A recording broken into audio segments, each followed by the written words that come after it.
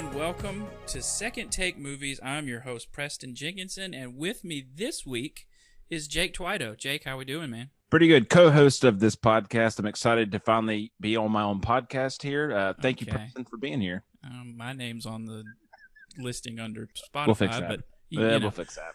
Today we're talking about the 2004 movie Sky Captain and the World of Tomorrow. Boy, was this a chore. Slow clap, buddy. Yeah. Hope you like sepia. I've got two reviews here, one that's good and one that's not so good. The first one is Sky Captain is a gorgeous, funny, welcome novelty. And Fair. The low one, which is about a 50, it's one of the lowest ones I could find that made sense. For all the Buck Rogers style daring do gorgeous vistas of an Art Deco New York and sepia toned cinematography, Sky Captain is a static, uninvolving experience. You know, I can agree with the first part of that. Yeah. Fully. Guy hits the feeling of this movie 100%. Yeah. Yeah. Hey, did you see Roger Ebert's review? I did not. Like, Grandoso, someone watches a movie. Yeah. Roger Ebert's the guy. Roger Ebert gave this sucker 4 stars out of 4 back in 2004. And I disagree with this. I get I it. do too. He's like, this movie its heedless energy and joy reminded me of how I felt the first time I saw Raiders of the Lost Ark.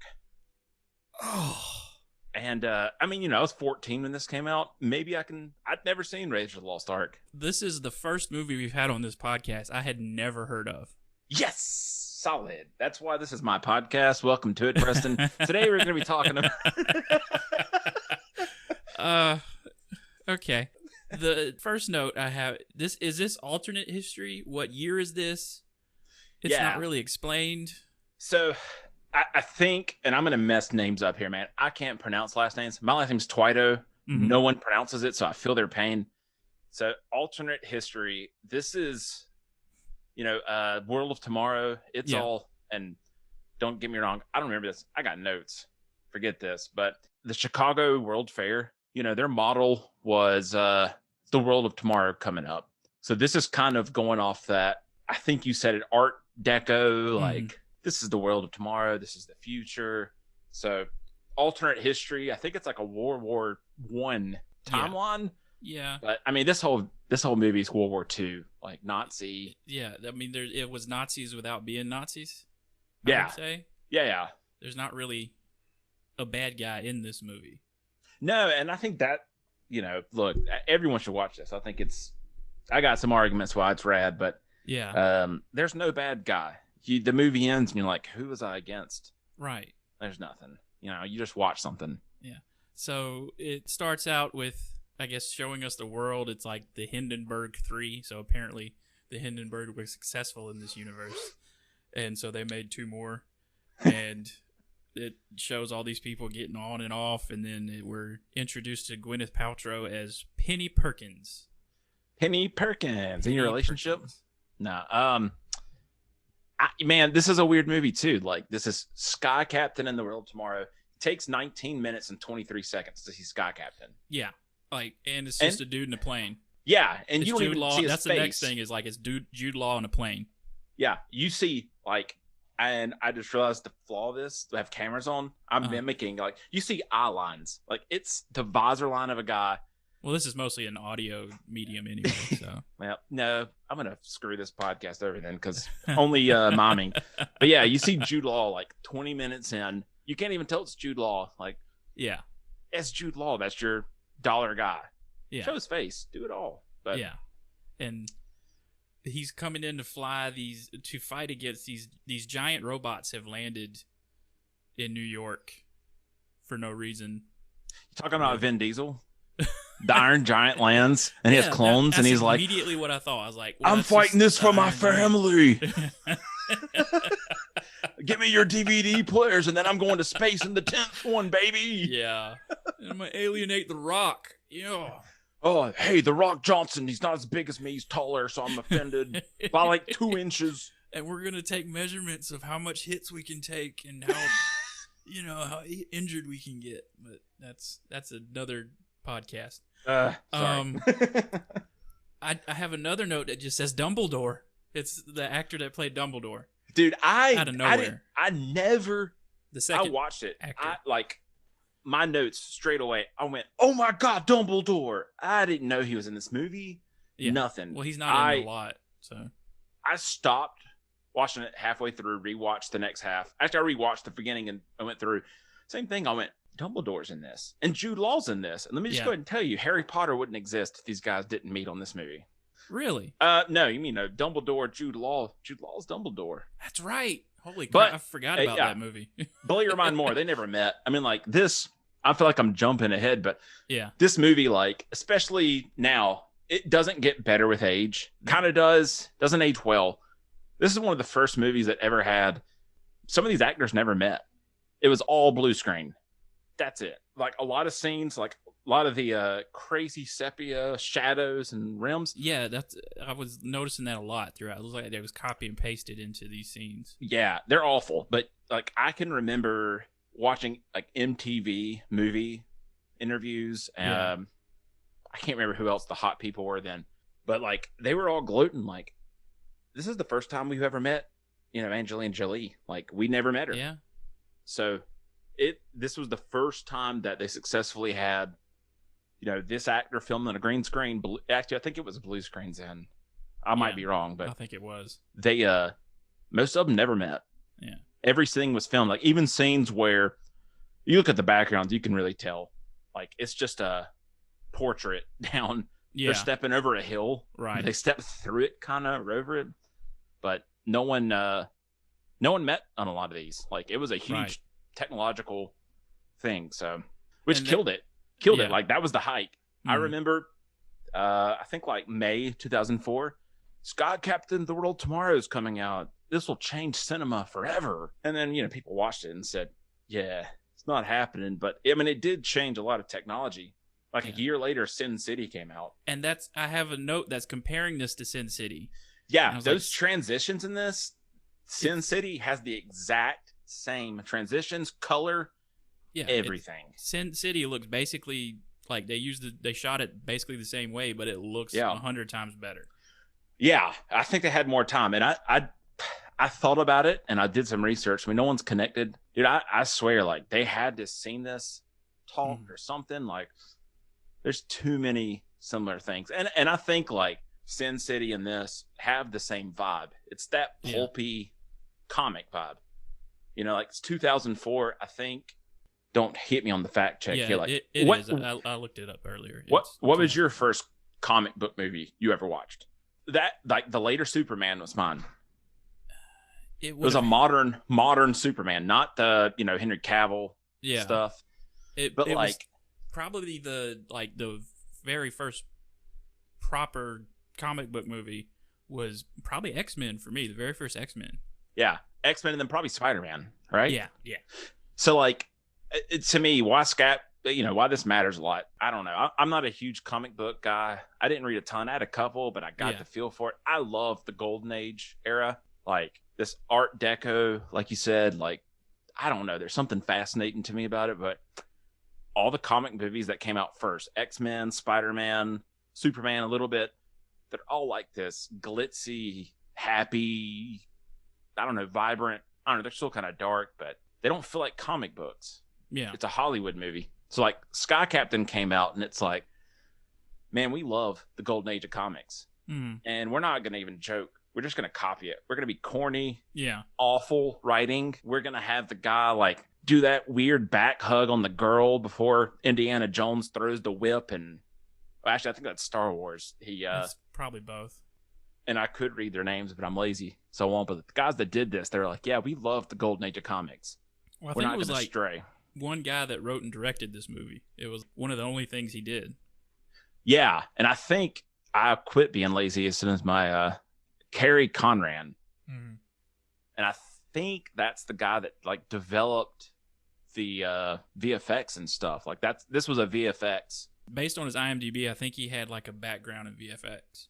Yeah, I think this was in the time frame where like movies would come out, and it's nothing but a technical movie. They don't really care about the movie. They just want to have, like here's what VFX could be. And that's what Skyworld was. It's nothing more than here's this technology. Let's have a pulpy, goofy, silly throwback to old comics story that does not resonate. Even though there's some pretty good feminism calls in here. Gwyneth Paltrow takes a punch. She does. She does. How'd you feel watching that, by the way? It threw me off. I forgot about it. Who did she take a punch from? I remember. Jude Law punches her square in the mouth to knock her out. He's going to go get on the spoiler alert if you haven't watched it and you're listening. It's implied with this. No one's watched this. Let's just be serious. But with this podcast, it's implied. We're talking about the movie. We're going to spoil it. The end zone, they get in the rocket. It's going to go Noah's Ark's rocket. And she's like, I'm going to come with you. And he's like, you have to forgive me for this. Boom. Clocks her right in the head, knocks her out. Okay, so then she wakes up and gets on. So that was towards the end of the movie. Yeah. Yeah, I checked out. That's when you checked out. Definitely. Dude, I've read so much stuff about this. I hate that I told you to watch this because I started going in deep. But they were running out of money towards the ending of this. And I think the story changed. And story definitely changed because someone died that was supposed to be in it. Laurence Olivier. He's the main villain. Did you know that? I did when I was looking on IMDb and stuff, and when his face showed up in that electrical field. Dude, I remember how I'm not trying to get deep or get anyone in trouble here, but remember when Harry Potter came out and every church mom that's a soccer mom freaked out? Yeah. And was like, there's witches in this. This is against God. It's actually, there's some pretty good values in there. Just stick by. But yeah, I remember when this movie came out and those church moms and so many news people were like, this movie should be banned because they had the likeness of a dead man in their movie. Oh. So I think, and it wasn't even good, but I didn't find anything yet. And I'm probably wrong, but I think this is the first movie that had a posthumous person digitally in it. Probably. I think it is. But it's just so funny, 20, not 20, I'll say 20 years because I don't want to do the math, even though it's 3 numbers away. But now people are applauding. You had these people in Rogue Squadron or Rogue One. Sorry, Rogue Squadron's a video game. Rogue One, you had his likeness. How nice for him to be able to be here. But when Laurence Olivier was represented, people were like, this movie should be banned. It should be rated, NC-17 for having a dead person in it.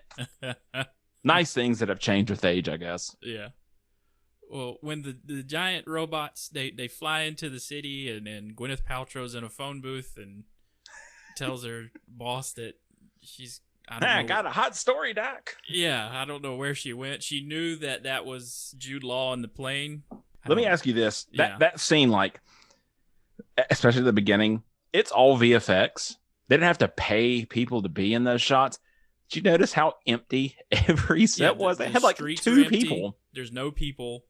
There's nothing. It's just these Iron Giant looking. And when she's running between them, it doesn't even look like she's running at any kind of pace. No.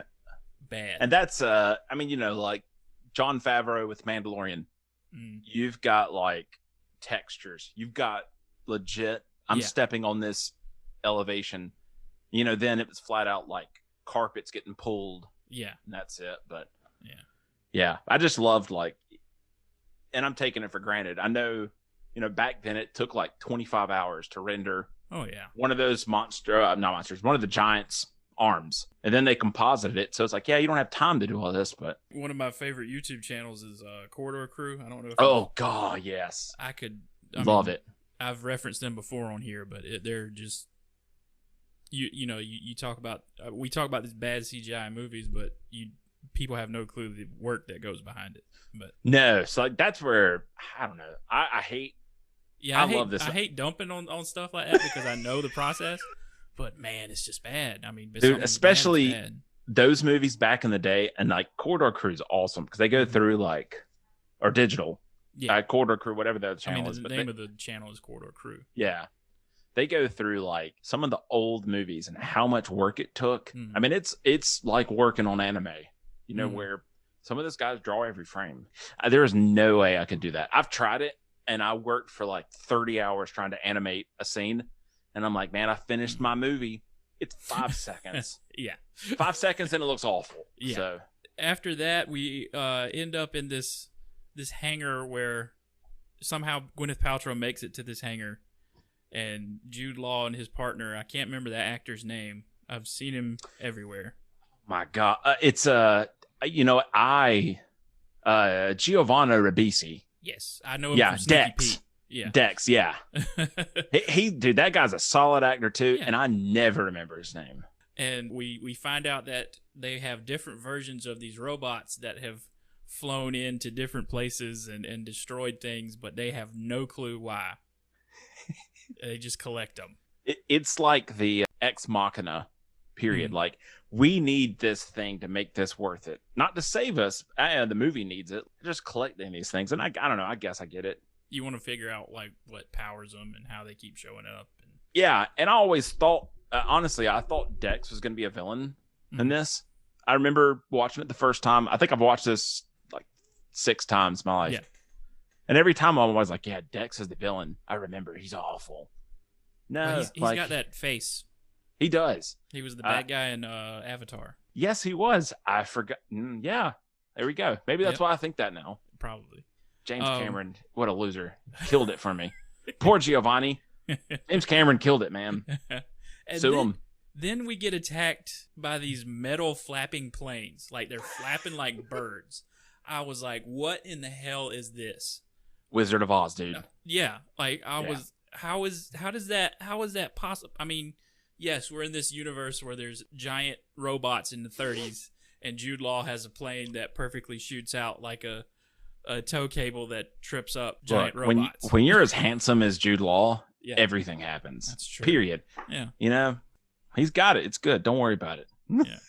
It's like it's just like a get out of jail free card with, because the Giovanni guy can create pretty much anything, seems like. But these flapping planes came from our unknown bad guy at this point.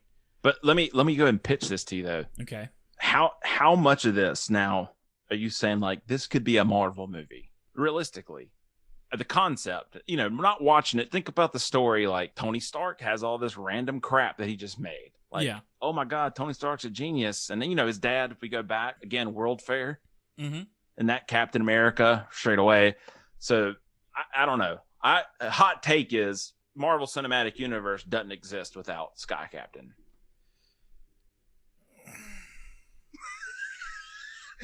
And for the people listening on audio, that's the most disgusted face I've ever seen in my life, and I applaud myself for that comment.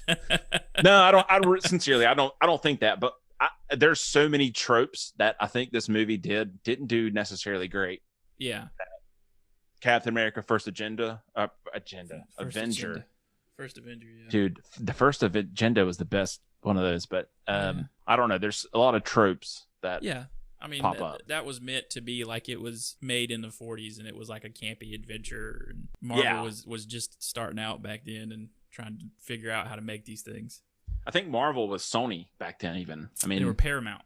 Paramount? Mm-hmm. Okay. I couldn't remember where. They didn't get bought by Disney till after the first Avengers, I think. Thank goodness. After that made billions of dollars. Yeah, the Flappy Birds that pop in. And it's like again, I think this is just a VFX show off. Like, they had some great names. There's only 41 people. I think that's what most of this movie was kind of a proof of concept movie. Yeah, definitely. The guy, I should have had it in my notes, and I hate it. One of the main VFX guys, and I'm skipping ahead on the movie, but when they get to Totenkopf's Island, there's dinosaurs. Yeah, I have that written down. The guy that did that was on Chris Pratt's Jurassic World stint. He was one of the main guys that animated those. He improved his dinosaurs then. Or his computer got better. One of the two. But to progress the story, I'll do that for us real quick. Yeah, sorry. Jude Law's partner, Giovanni guy, gets kidnapped. And I was thinking the same thing at that point. I was like, okay, this guy told him where the thing was and where all the stuff was. He's obviously... But turns out he's not. Gets kidnapped, and then we go off on our adventure in a plane. We fly all the way to Nepal because that guy leaves behind a scrap of paper that has Nepal with a little X on it. And when are we ever going to see a movie that's like, I have a scrap of paper, check it out? Yeah. What bothers me is they fly from, I'm assuming, all the way from New York all the way to Nepal in Jude Law's little fighter jet. Doesn't run out of gas, mind you. Which is a point. Which is a point later in the movie. He runs out of gas. Which becomes a thing. Is like, now you're worried about fuel. Like they take off from, because they find Shangri-La too at this point. I'm like, hey, MCU again, right? We're hopping into some Iron Fist stuff here, right? Yeah, Kinda. with the city of Kunlun. Oh, God, whatever. Sorry, I mean, shouldn't even bring that up. No, please don't. Actually, no. Second Chance. Hey, Iron Fist was great. I'm looking for a third disgusted face. The second season of that show was not bad. All right, I can ride with that. The first one was no good. No. Sorry. Let me not distract you from the glory of Sky Captain. Danny Rand doesn't need a call out. And I don't know if this was before or after that, but they find this factory in the middle of the snow in the mountains somewhere. Yep. It's a Death Star. Oh, dude, it's 100%. And you know what? They never walk in it. No. So they show a Death Star. They go into a mining facility, and they never talk about. No one even talks about a Death Star. Mm-hmm. And I mean, I think it's probably just honestly, like, there's so much stuff thrown in. Like King Kong's in this movie, Godzilla's in this movie. You have to really look. They're there. Okay. So they're sneaking in Easter eggs. So I swear the guy that did the VFX is like, I'm gonna put the Death Star in this. It's gonna be great. Probably. Yeah, he was like, I'm gonna try to get a job at ILM and put a Death Star in this. And you know what? So funny you say that. This movie is also the first time for like VFX they subcontracted out work. Wow. I think this is the first one, at least major ones. Like ILM did stuff on this, or people from ILM, right? But there was not like a in-house VFX group. The guy that made all this was VFX based, but they contracted out like 20 groups that did this. So it's the first time, like nowadays, that's normal. Right. You know, like a Disney production, there's like 70 companies that maybe only one person does Black Panther, maybe only one person does Iron Man, whatever. Yeah. But this is one of the first times that I remember, again, I'm a nerd. So like I remember reading like they're taking huge, crazy risks of, you know, this VFX group is going to do this. They're going to do that. This is groundbreaking. This won't succeed because, and you know, as bad as some of the VFX now look, everything has the same feeling. Yeah. So it all meshed, you know, maybe not great. Yeah. But it did. And yeah, sorry. The Death Star though. But I think we find the Death Star because they go into the mining facility and then they get caught up in an explosion with the confusion with dynamite. Okay. Let's just go ahead and talk about this, Preston. I got to say one thing. All right. That dynamite. Yeah. So Jude Law bites off half a stick of dynamite. Right. Half a stick of dynamite in that thing would have killed you still. One. Right. Two, bites it off, lights it the longest fuse mankind's ever seen. Why didn't you chop that? Puts it in the corner of a door, and then they go hide behind another crate of dynamite. Yeah, and Harold, his name's not Harold. I don't know why I called him Harold, but there's tour guide, opens the door. Why'd you lock the door? Where'd that dynamite go, dude? It should have blown up when he opened. Well, to be fair, it did fall down on the floor. Yeah. They showed it falling on the floor, and they were like, what are you doing? We got to get out of here. I sat there in stress going, it's going to blow up. The guy's there. Does he die? I don't remember. No. It just fizzles out, apparently. Right. Well, I mean, it explodes with the rest of the dynamite in the place for some reason. It all goes. And Gwyneth Paltrow leaves her camera equipment behind because she dives for it at several points, and Jude Law keeps her. And they show us one time, she's got 2 shots left, 2 shots in her camera left on her film. And they show that at least 20 times when she goes to take a picture of something. So I'm going to go and tell you it's 35 times. 35 times you saw a 2 or a 1. I watched it back to tally like, yes, we know. You showed us. She's got 2 shots left. We understand that. I mean, like, I know this, she needs to have I don't know. There's some kind of romantic interest thing and, some positive, but man, what in the world? Like, who cares? I'm here to see Sky Captain be rad. I don't care about this thing. I don't care how many pictures she's got to take. No. And I get, she's worried. It's character development. Yeah, it's not good character development. Right. She takes a picture. I mean, again, jumping ahead. Sorry. No, it's fine. The movie ends with her taking a picture of him instead of some dinosaurs. Like, dude, I mean, I know my wife loves me. I'm not the handsomest guy in the world. There's dinosaurs there. She's taking a picture of those. They end up like, well, anyway, we'll move the story along. But at this point, we end up in Shangri-La after for some reason they threw Shangri-La in this movie. I don't remember why. I just remember they talked about it and then we're there. They threw Shangri-La in apparently because I think he had an asset. I think the guy that would led VFX had a Shangri-La. I think he did it for a project. I want to put it in my movie. I can save $20,000 if I just use what I had. He's like, I've been working on this Shangri-La. Why does this dude want to keep putting Shangri-La in? Why is this dude obsessed with Shangri-La in Nepal? Like, what is wrong with him? Who the hell knows? Just put. He likes snow. Put the damn thing in there. Jesus. So yeah, we end up in Shangri-La, and then we take off towards this fictitious island that Jude Law paces out on with like a pencil and a compass. And hey, and I got some grief here. Okay. Sky Captain, he's a rad dude. He's got it. Joe, he's the man. And I don't know, maybe back in the day, these guys knew this. I think now maybe, let's not tick off all the people that fly planes and stuff, but pulls out a ruler and is like, I've got this much fuel left. I got 7 inches left. Good British accent, I know, but there's no way he could have figured that out, man. All I got to say is Nick Fury is who he's flying to. Yeah, a lady Nick Fury. Eye patch of flying. Angelina Jolie.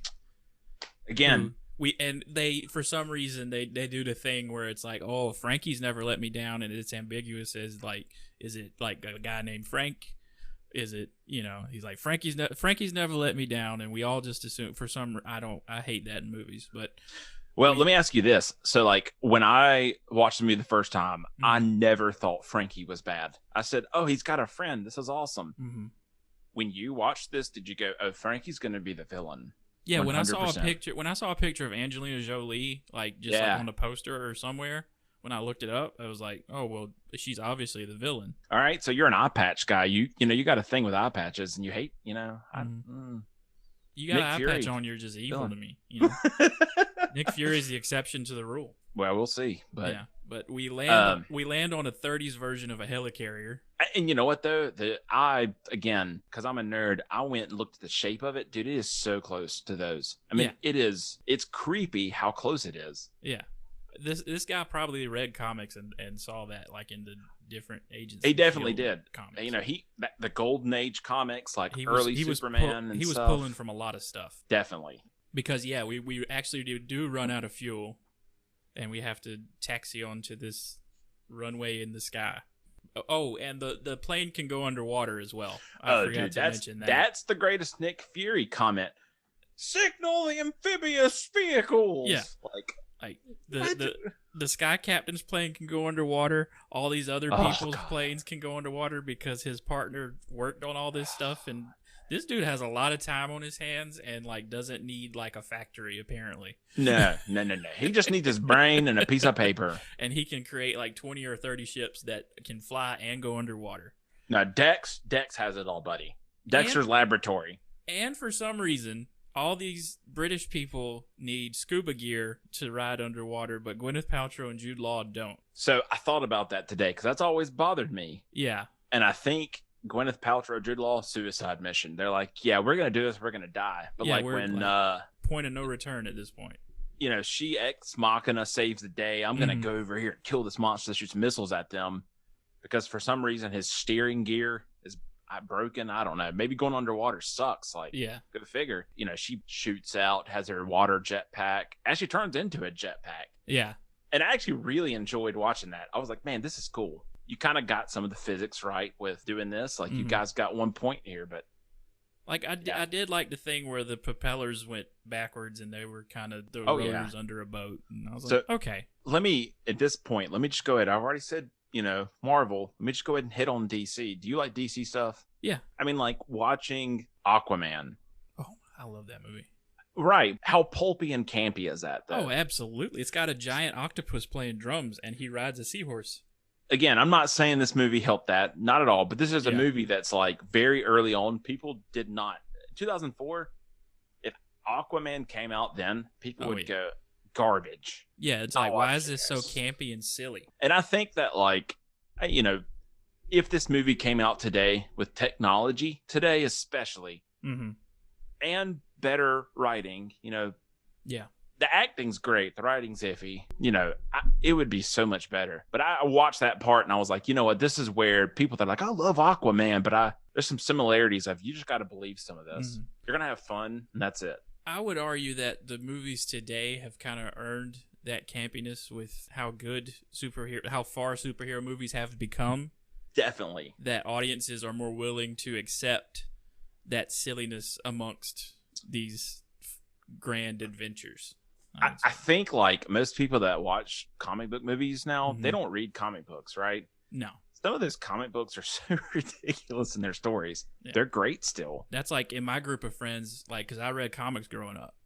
So I'm like, oh, that you know, spoilers for Loki. That's Kang. Yeah. And everybody. No, he's the one that will remain. Who? And yeah. I'm like, that's the dude that just got cast in Ant-Man and Quantumania. He's going to be Kang the Conqueror. Y'all don't, this is the next, and they're, okay. Also, that dude, sorry, I don't want to divert you. All the Marvel movies, right there, that's the one moment, or shows, excuse me, that's the one moment where, like, that meant something. Yes. Everything else meant nothing. Yeah. I didn't care about the endings. Hitting that ending point, I went, oh, yeah. I was like, Chef's kiss. That's the only person it has to be. Yep. Chef's kiss on it. And Jonathan Majors comes out of the elevator, and I'm like, I was right! Dude, I didn't think they'd do it. Honestly, like, after every other thing, I sat there, wife in the other room was like, what is wrong with you? What are you yelling at? And I'm like, oh, my God! Yeah, but I mean, like, so, talking again, about a lesser form of media. No, this is perfect. It's like all this stuff we just talked about. In 2004, if a mainstream person would have been like, dude, there's this guy named Kang the Conqueror. You know, he's also this guy. He's also this guy. He's a time traveler. Yeah. People would have said, like, you're an idiot. Now, people are like, tell me more. You could have never done Thanos in the early 2000s. No, definitely not. So, like, Sky Captain. He's giant, he's purple, and he has a golden glove? What? And he has weird, he has some chin stuff going on there. Yeah. You can. But, as for Sky Captain, like, if this came out today, better produced. Yeah. Again, like, you know, to early 2000s, this is where, like, yeah, this guy's got an idea, so we're going to let him produce it. We're going to go ahead. Like, the guy, I mean, if you read the story, and anyone listening to this, I'd say read the story of this. It's crazy. This guy worked so hard, went to so many different studios and stuff to sell it, pitch it, and he finally found someone, I think it was Paramount. Yeah. That did it in the end, but, like, dude, the dude hustled. Yeah. But nowadays, you have an idea like this, especially attached to something, you probably get greenlit ASAP. Yeah. So, dude, I totally derailed you. So they get on this hovercraft with Angelina Jolie. Then they go in the water. They got the solid stuff, and then they're flying through. They fight through, and they find. I think they find Noah's Ark there, right? Yeah, and somebody has it's basically Laurence Olivier is our villain that we find out. It's like a reveal of like the Wizard of Oz, but there's no man behind the curtain. It's just all this stuff is pre-programmed. And Laurence Olivier, I can't even remember the bad guy's name, but Laurence Olivier is dead. Totenkopf, my good friend. How dare you? Excuse me, Totenkopf. Totenkopf has pre-programmed all these robots and stuff to fly around and destroy these cities for some reason to bring people to his island. I don't know. Yeah. But basically, he's building an ark. What's hilarious is, I don't know, maybe it's a good point. Like, it's the, I don't know, we both work in IT. And for me, I write programs, and sometimes I do AI stuff, and it solves itself. It's kind of weird, and I don't like it, but it does a job. But, so like the twist of this movie is Totenkopf's been dead for 20 years. Yeah. And he programmed his robots so good, they're fulfilling their mission of Earth's failed. We're going to take a Noah's Ark approach. We're going to take 2 of every animal, creature. Yeah. And I just have, one correction. Someone was like, oh, he thinks he's God. And I have, no, he thinks he's Noah. Well, I love that line. Like, oh, so Totenkopf thinks he's God. And I went, yeah, he's not trying to create stuff. He's just putting it on an ark, 2 by 2. He thinks he's Noah. He's like disillusioned with the human race, so he created dinosaurs. Why is he not putting the dinosaurs on this thing? Hey, great point, buddy. Look, this dude invented dinosaurs again. Yeah. And then he sold that to the Jurassic Park guy. Look, I'm telling you, Sky Captain is the DC, Marvel, Jurassic.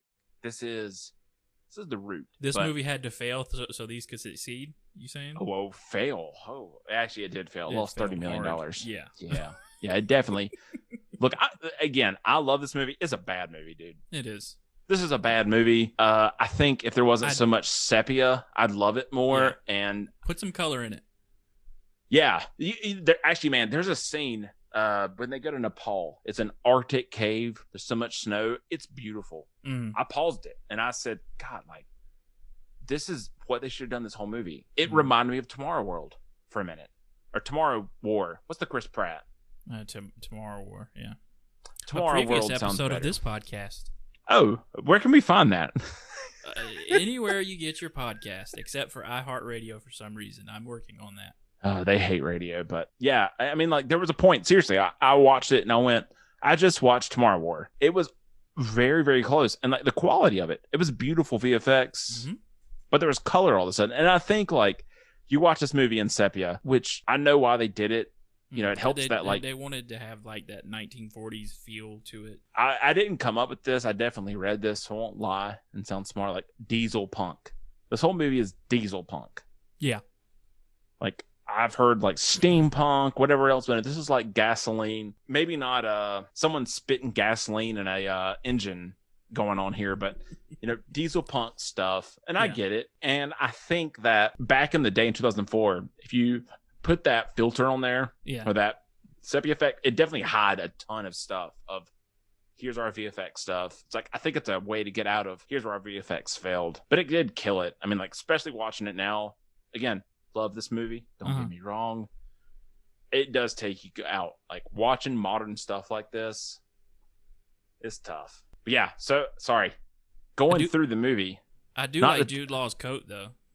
Dude, in this movie. Which one? The second one or the first one? The one he has at the end. Oh, dude, it's dope. Yeah. I mean, it's no dope. Ryan Gosling in Blade Runner 2049, but it's a good coat. I would buy that coat, man. Yeah. I would not look as good in it. I'd look goofy as crap. Like, I don't know. This is a movie where it's like you've got at least 4 incredible actresses, both. And they really do help the story. They do so much for it. Not enough to make it best movie in the world. I don't think. I mean, I know, like, Roger Ebert, sorry. Almost said Robert, but it's not him. Like, he gave it 4 out of 4. Yeah, it's not a 4 out of 4, man. Like, some of the stuff you've done, you can't compare this to Indiana Jones. No, absolutely. No. I mean, I'll compare it to Indiana Jones and the Crystal Skull. Oh, no one sat in a fridge, man. This one's good. I don't know. I get it, though. Like, I remember the wonder of, like, I remember seeing it the first time. Like, this is going to be incredible. I mean, like, to end the movie here, it's like they get to, air quoting here, Noah's Ark. Again, no one can see it, and there's animals in there. And, you know, Jude Law fights this villain that's been there this whole time. And, like, oh, surprise, it's a robot. No one was shocked. There's a robot assassin throughout this entire movie. I mean, you know, I wish that was a person. The whole time, I wish it would have been like his crazy assistant or whoever that wanted. Yeah, Laurence Olivier guy. He eventually like has a note by his dead corpse that says "Forgive me" or something like that. Yeah, because I think he had second thoughts. And that's cool, but nah, man, I want to see this guy like go off the rails and go all the way. Let's not have this thing puzzle up, but. You know, again, it's this typical, like, Jude Law gets, not Jude Law, but your macho protagonist. And a lot of this, too. It's like a radio show. Yeah. Have you ever actually listened to an old radio show? Mm-hmm.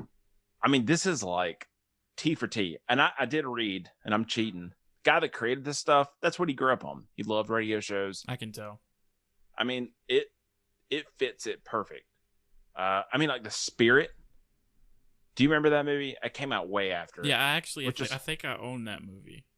And I love it. It's not good. Yeah, I love it. I was taking a comic book class at the time in college, and we studied like the Spirit. Like we went through like the old newspaper clippings of the Spirit. Like he was the original comic book hero, and he sometimes wouldn't even show up until the end of the story. So that was 4 years later. And it's basically shot just like Sin City too. I'm sorry, dude. I hate to do this. Drop this on you. I'm crapping my pants here. The guy that I'm literally watching, or figuratively. Oh boy, we're gonna have a real big cleanup. The dude that played the Spirit in that movie. I love Suits TV show, and I'm watching it through right now. And I've been like, this guy had to be in other stuff. He's a good actor, dude. He was the Spirit. I know I'm really derailing. I'm crapping my pants. Like, oh, the dude that's one of the main guys in this is so. Yeah. Oh boy. But you know, I love a good movie. Sarcastically, where it ends with the like defuse the bomb. Yeah. Like how that was so frustrating. Or like, try to keep the rocket from going into space. So Jude Law's character, Joe, opens up this thing. There's like 70 wires. He clips one. Dude, just chop it through right away. Yeah. No, that's at the last 5 minutes, that's where I checked out. Everything else I'm okay with. Yeah. For some stupid reason. I kind of like checked out and was sitting there scrolling on my phone and like looking up every once in a while by the time they made it to the island. So when you started watching this movie, I said, I'm going to text him like every 20 minutes and say, I'm so sorry. I know, but boy, oh boy. It's only 100 minutes. And I applaud that. Yeah. I kept looking up at the time like, oh, okay, we still got, okay. And I'm spoiled on this rewatch because I watched it in 2 parts. Like I watched it like 45s and 45s. Some it was great, consumable. But I will say it does not hold up as much. The first time I watched this, I remember being in awe. Not because of the story. The VFX blew me away, but like kids nowadays don't understand. Like back then, I mean, like you went through the first Star Wars movies, like. Those VFX aren't great there either, as in episode 1, 2, and 3. And that seemed like what George Lucas was most focused on in those movies. Yeah. So, which hey, again, hot take. Go back, watch those. I don't mind those movies. I would watch those movies over this one. All right, guys. Thanks for joining the podcast. This is your host Jake, and we've let me go to our sponsor. Yeah, no, I would too. And I think honestly, like I said earlier, this was a VFX movie.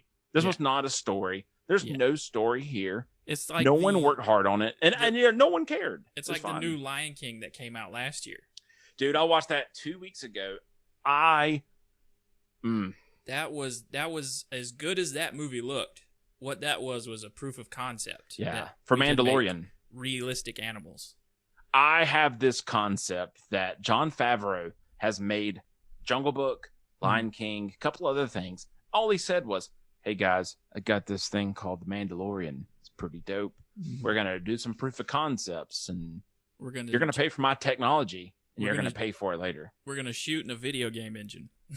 How weird, man. But again, if that was around for this movie, I really think we'd appreciate it more. They could have shot it in the volume like they do for The Mandalorian. Yeah. Definitely. And I just think, the story of this, it's campy, it's pulpy, it's not great, it's a nerd. And I say that in the best way possible. I don't mean it's an insult. It's a nerd I can appreciate the fact that a guy, he had this great idea. He had an idea for a movie that he was really excited about, and somebody took a chance on him, I even think that he didn't have an idea for a movie. I think he had a technology. Yeah. And said, this could be something. And I've created, what are the things I like? I've got these designs that I've been working on for years while I've been working on other stuff. And I want to put them all in this movie. I've been reading a lot of comic books. And the golden age period of them, that was the best. Yeah. It's like, that's all he did. So, I mean, it's I think it's worth a watch. I know it's bad. I love it. When the podcast, How Did This Get Made? Does a movie that you're like, this did a lot. And then you listen through it and you're like, yeah, actually, I agree with everything they said. Yeah. Yeah, that's how it's probably not the best movie. But, I'll echo again, like this done today, it could have been something. And it cracks me up, man. I know they lost $30 million box office to whatever else. I think there were supposed to be sequels. I didn't look into it again more. But, I mean, this would be something where you would have some kind of a series probably now, you know. And I think about too, I should cheat and look it up, but like, when did Iron Giant come out? Do you know? But it came out, and in the theaters, it wasn't popular.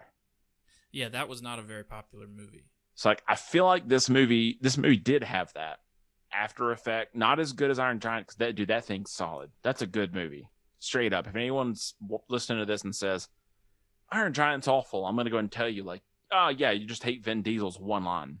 Oh shoot. Iron Giant came out in 1999. Oh my god. I was like, I swear it's the 90s. Yeah. Which that makes this movie seem worse. Even though, you know, it's full animation. I mean, Toy Story came out before this. Brad Bird did that movie. I've never seen this movie. You've never seen Iron Giant? I have not. Preston, look, it's not a second chance situation here. Watch that movie. If you want me to come on and talk about it, I will. Okay. Iron Giant, dude, people our age, Iron Giant resonates. You watch it and you're like, oh my gosh, this is it. And Vin Diesel's in it. Oh, yeah. He is the Iron Giant. And he says one word. Of course. He says, family! So, that's the end of The Sky Captain in the World of Tomorrow. Oh, no. There was a lens cap on your closing just now. There was? Oh, yeah. The end of the movie ends with the girl takes their final picture and there's a lens cap. Oh, Gwyneth Paltrow's the worst photographer the world's ever seen. They're running. It's not the end. They're running along this bridge, and she accidentally takes a shot, and it's a lens cap. Preston, I'm not a 12-year-old. I've held a legit physical camera like that. Yeah. You can't just hit the button. Right. Like, you have to actually press a button. Bogus. This movie is all flawed because of the artistry or the newsmanship, whatever else. And then I think the last shot she takes is of. You said the last shot she takes was of Jude Law. She takes it. I mean, like, and I think this is a quoted quote. That sounds ridiculous. Quote. It's an ending of like, she takes a picture instead of these dinosaurs and crap, takes it to Jude Law. And she's like, do you have anything to say? And he goes, your lens cap is on. That's how it ends. Lens cap is on, mate. Hi, bruv. Lens cap. I'm from Cockney. Actually, Jude Law would have more of a Porsche accent. Your lens cap was on. Yeah. If anybody does not listen in southern, United States for you, they're gone now. Yeah. I'm sorry. And thank you for watching my podcast. Watch. Now that is the end of Sky Captain in the World of Tomorrow. What would your final rating? A number from 0 to 10. However you want to rate it. 7.2. 7.2 out of 10? 7.2. And I honestly should probably be lower. 7.2. A lot of it's nostalgic for me. Just I want to take that into account. If I took nostalgic stuff out, like 6.2. There's just a lot of like groundbreaking stuff in there. If I'm not watching it for a story and I'm watching it for, wow, like they did this. Wow, this is something, I appreciate that stuff. I'm a nerd though. Normal, just watching it score 6.2. 6.2 is the like you're watching this with no thoughts. I'm giving it a 3. God, well, guys, thanks for this podcast. I want to thank my sponsors, MeUndies. MeUndies, no, and honestly, I get that. This is a difficult watch, man. It was. The sepia kills it. If you don't, I knew coming into this watching it again. What to expect. If you're net new, it is a lot to choke in at once. I mean, there is no like, we're going to introduce you to this. You're just slapped in the face of, here's this world, strap in for an hour or so. So is this the lowest thing you've rated? No, I gave Attack of the Clones a 1 out of 10. Okay, well, I feel better because I listened to the first. I didn't listen to the Attack of the Clones, but yeah, that's in my opinion. That was the best episode. Right. So they killed Jango Fett. They did. Just spoiler alert here. Jango Fett, you get a 1 because waste of a talent. But I think again, Sky Captain, I get your 3. It's the perfect case of you got weirdness. You have 4 big names. Shoot, you have 2 big names at this point. Yeah. Gwyneth Paltrow is kind of big. Jude Law's getting there in 2004. Yeah. Big cast. Great hype, and I think the hype killed it. good technology. Story's not there, but Mm-hmm. I don't know. If you're a nerd and you love steampunk, diesel punk, which I learned today, well, whatever else, it's worth a watch. Yeah. You got to know what you're getting into. Yeah. Don't expect it to change your life. Oh, I still regret telling you to watch this. Don't get me wrong. I remember, I was like, man, dude, here's an option. And you went, we're doing this. And I went, dude, I'm glad we're friends, but we're not going to be after this movie. Well, I was honestly like excited to watch something I hadn't watched before or heard of for the show. So that was illuminating. Well, Iron Giant, again, no second chance. You better watch it. I'm looking for something light to watch because I've been watching this documentary about the Nexium cult on HBO. So I kind of want to wash my brain. I don't even want to know. So, Iron Giant's good. It's heavy. Yeah, okay. It's heavy concepts. Okay. Emotional, but is good. Gotcha. Not as light as Sky Captain in the World Tomorrow, a 9 out of 9 movie on the wonderful podcast we have here. So, Preston, thank you for being here today, man. I'm just appreciative. And okay. Well, I'm going to thank you for being here on this episode of Second Take Movies. If you have a suggestion for something we should talk about or I should talk about with someone, send me a recommendation at Instagram and Twitter, Second Take Movies, or at secondtakemoviespod@gmail.com. Jake, thank you for being here. Yeah, great. And I just want to say, if anyone's got a suggestion for a pretty good movie, just send it in, secondtakemovies@gmail.com. Yeah. Or, I can't even remember my own email from podcast, but nah, seriously, thank you, man. I love it. Appreciate it. If there's I'm going to harass you at some point for more stuff because I got some other stuff you should definitely. I'd like you to come back and we'll talk about something else. You will regret that, and I will take it on. That'll be great. So thank you. And next week is a Chris Rock movie. I'll just throw that out there. Next week's going to be a Chris Rock. I'm getting away from sci-fi. Most of these episodes have been sci-fi. So I will see you next week. Jake will see you at another time.